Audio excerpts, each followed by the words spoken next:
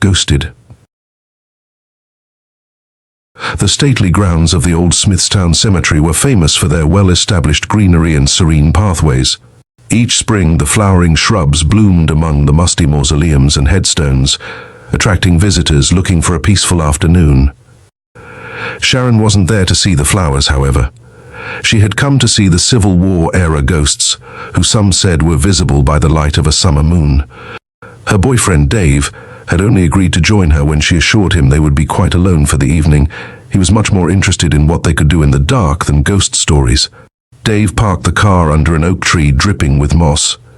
The headlights illuminated the sharp profile of a nearby angel. "Well, I don't see much. Be patient." Sharon opened the car door and stepped into the humid night. Dave killed the engine, plunging them into shadow. As her eyes adjusted to the darkness, Sharon made her way to the steps of a Victorian mausoleum, careful to step around the graves. Dave joined her. They sat quietly in the dark, listening to the hum of cicadas. He gently turned her chin and kissed her. Sharon pulled back.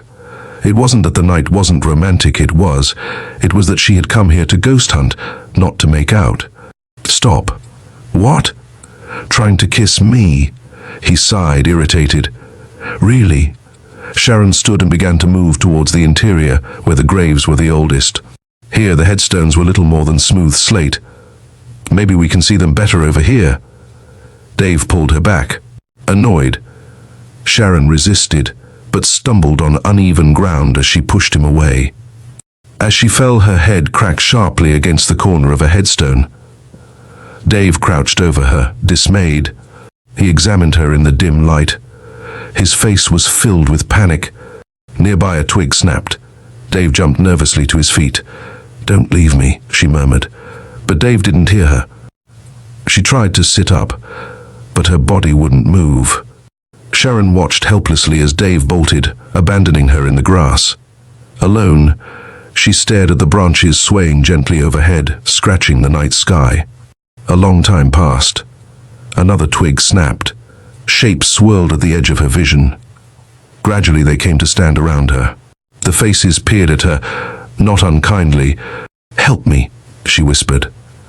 A lady in a severe black dress extended a pale hand. This strangely dressed group could hear her just fine, apparently.